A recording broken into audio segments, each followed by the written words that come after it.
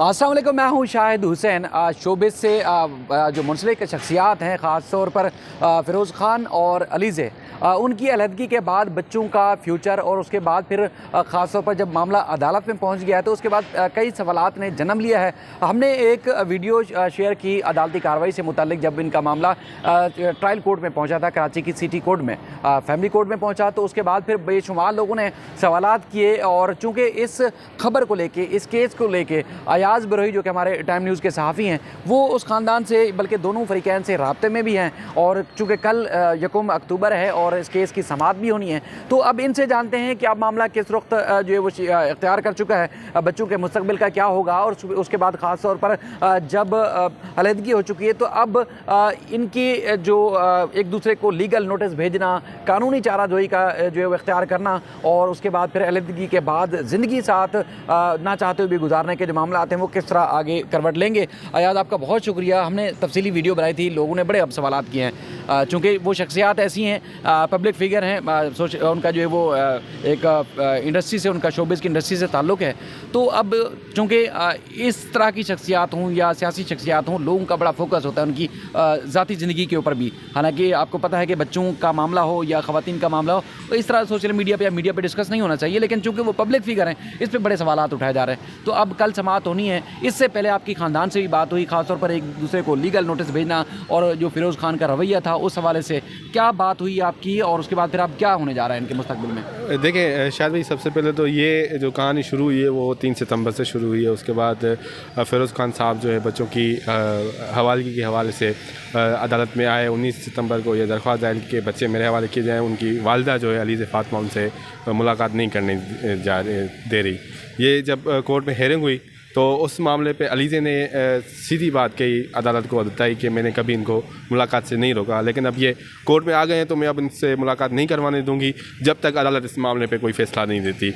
इस हवाले से मैं शुरू से इस केस को कवर कर रहा हूँ। मैं वाहिद वो शख्स हूँ, जब ये शुरुआती हेयरिंग हो रही थी और जो प्रोसीडिंग हुई मैं अंदर मौजूद था। सारी बातें जो अलीज़े ने कही, जो फ़िरोज़ ख़ान ने कही, जो उनके वकला ने कही, जो सुल्तान ने अंदर बात की, क्यों रो रहा था, वो सारी चीज़ें मैंने रिपोर्ट की और मैं अकेला ही था वहाँ पे जो सारी चीज़ें, ये सारा माहौल देख रहा था। तो हमने इस पे वीडियोस बनाई। अपना जो हम, आपको पता है कोर्ट रिपोर्टर्स हैं, तो हम जो देखते हैं, जो सुनते हैं, वही रिपोर्ट करते हैं। हम अपनी तरफ से इस मामले में कुछ भी ऐड नहीं करते। लेकिन जो कमेंट्स आ रहे हैं, जाहिर सी बात है, वो पब्लिक फिगर है। फ़िरोज़ ख़ान के मिलियंस में फॉलोवर्स हैं, मिलियंस में देखने वाले हैं, इतने बड़े अदाकार हैं। अलीज़े फ़ातिमा के भी फॉलोवर्स बहुत ज़्यादा हैं, उनका भी अपना, बिल्कुल ठीक है। तो ये मामला सामने आ रहे थे कि मुझे मेरे YouTube चैनल पे लोग आकर ये कह रहे थे कि आप जो है अलीज़े फ़ातिमा की तरफदारी कर रहे हैं। लेकिन मैं उनको ये सीधी बात बताना चाहता हूँ कि हम जो है वो जो देखते हैं, जो हमारे सामने डॉक्यूमेंट आता है, जो चीज़ आती है, जो कोर्ट में होता है, जो जज साहब कहते हैं या जो रिमार्क्स होते हैं या जो दलाइल होते हैं, वो रिपोर्ट करते हैं। अपनी तरफ से हम कुछ भी नहीं करते। कुछ यूट्यूबर जो होते हैं वो अपनी घर बैठे किसी के फुटेज उठा लिए, स्क्रीनशॉट ले लिए और अपनी मर्ज़ी से उसको सजल को भी इन्वॉल्व कर लिया, उनको दूसरों पार्टीज़ को भी इन्वॉल्व कर लिया। भाई, आप एक केस है, हम केस को रिपोर्ट करते हैं। इस हवाले से अभी कल केस की जो है हम समाअत है, कल जो है अदालत ने अलीज़े फ़ातिमा से ये जो जवाब है वो तलब किया था और अलीज़े फ़ातिमा कल जो है जवाब जमा कराएगी। हमारी बात हुई है, उनका खुलासा, उनका कहना है कि अदालत ने हमें बच्चों को अदालत में पेश करने के हवाले से कोई हुक्म नहीं दिया, क्योंकि बच्चे माइनर हैं, छोटे बच्चे, उनको अदालत में ले जाना भी मुनासिब नहीं है। तो अदालत का भी कोई आर्डर नहीं है, इसलिए बच्चों को कल अदालत में नहीं लाया जाएगा। लेकिन फ़िरोज़ ख़ान के वकील से भी हमारी बात, उनका कहना है कि फ़िरोज़ ख़ान कल अदालत में पेश होंगे। और अलीज़े फ़ातिमा के वकला से हमारी बात हुई है तो उनका भी कहना है कि अलीज़े फ़ातिमा कल कोर्ट में पेश होगी। जो भी फ़िरोज़ ख़ान ने इल्ज़ामात लगाए या जो दरख्वास्त में उन्होंने कहा, उस हवाले से जवाब देंगे।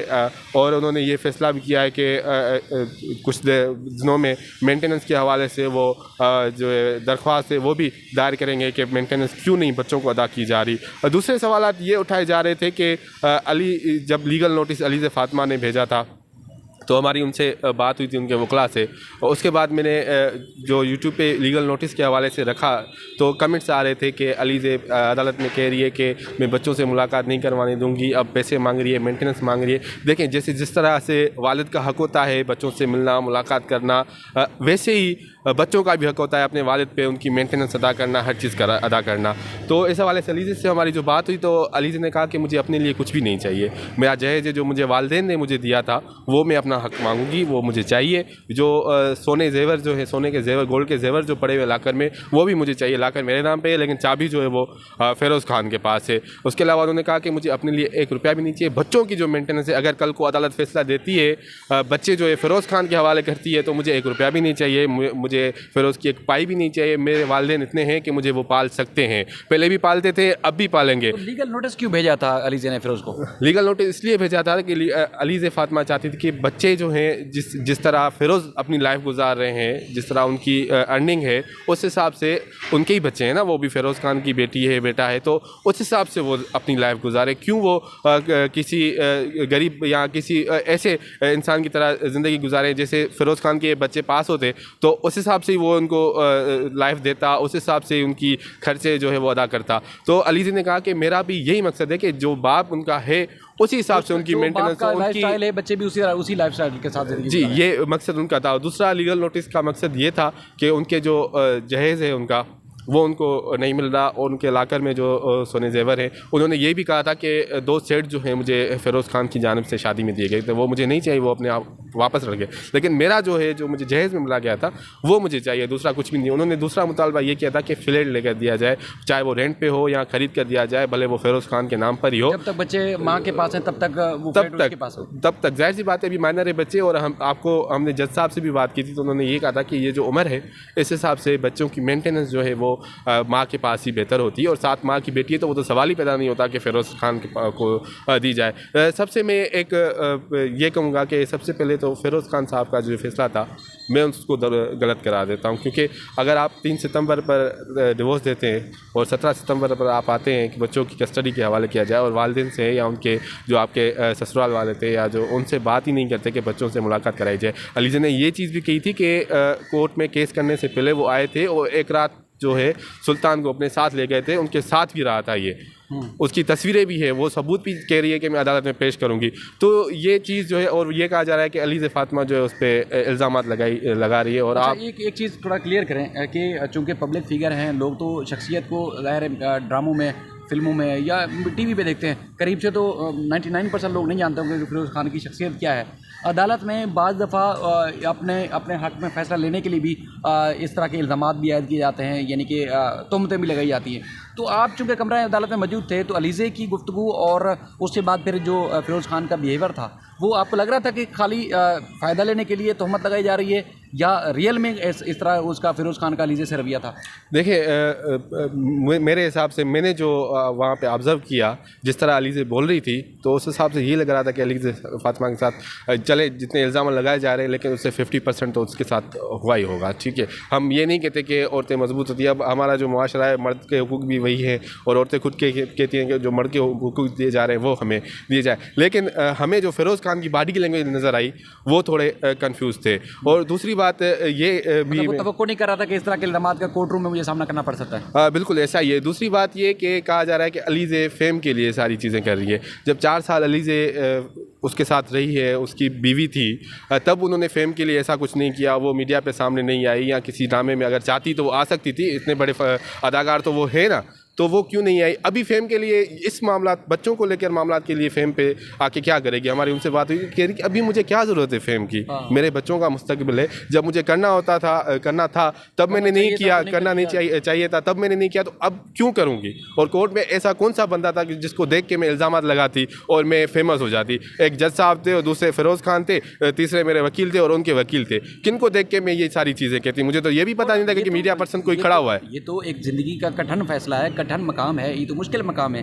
इसमें मेरा नहीं ख्याल कि फेम का है। यहाँ तो आपको पता है कि अब ये तो एक ज़िंदगी का ख़तरनाक मोड़ पे जब एंड हो, उसके बाद फिर आगे जो आप वो मज़ीद जो बची हुई ज़िंदगी गुजारनी है, वो तो बड़ा मुश्किल काम होता है। ये मेरा नहीं ख्याल कि कोई फेम के लिए कोई कर सकता है। बिल्कुल। अब देखें, जो यूट्यूबर घर पे बैठे हुए हैं, अब उनको हम क्या कर सकते हैं? बाकी व्यूअर्स हैं, उनकी मर्ज़ी है, जो भी कमेंट्स करें। कोई फ़िरोज़ खान को सपोर्ट कर रहा है तो कोई अलीज़े खान को सपोर्ट कर रहा है, लेकिन हमारा काम है इक्वल चीज़ चलाना। जो फिगर्स हैं वो हम पे व्यूअर्स तक पहुँचाते हैं। हमारा उससे कोई सरोकार नहीं है कि कौन कौन क्या कह रहा है, हमें उसका तरफदार कर रहा है या फ़िरोज़ खान का तरफदार कर रहा है, हमें इससे कोई फ़र्क नहीं पड़ता। लेकिन जो चीज़ रिपोर्ट करनी होती है वो हम रिपोर्ट करते हैं। कुछ ऐसी चीज़ें भी थी जो हमने सेंसर कर दी। हाँ बिल्कुल बिल्कुल, ये सेंसर करते हैं वो बच्चों की हवाले से, या अली से हो या फ़िरोज़ खान हो, तो हम नहीं चाहते थे कि वो पब्लिक हो। इसलिए हम इन चीज़ों का भी ख्याल रखते हैं, क्योंकि हमें पता होता है कि डेकोरम का हमें ख्याल रखना है। कल को हमें इन्हीं अदालतों में जाना है, वहाँ पे जाके ही रिपोर्ट करना है। आज को ये केस है, कल को ये नहीं होगा, लेकिन हमारी ड्यूटी तो वही पे है, नौकरी तो वही है। तो ये चीज़ें हैं, सारा मामला है। कल आम समाअत है,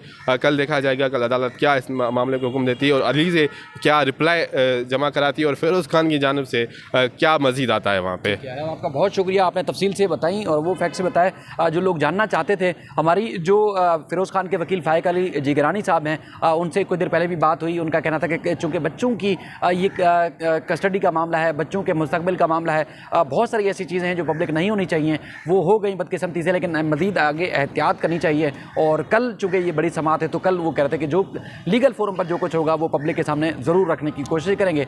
अपना ख्याल रखिएगा। अल्लाह हाफ़िज़।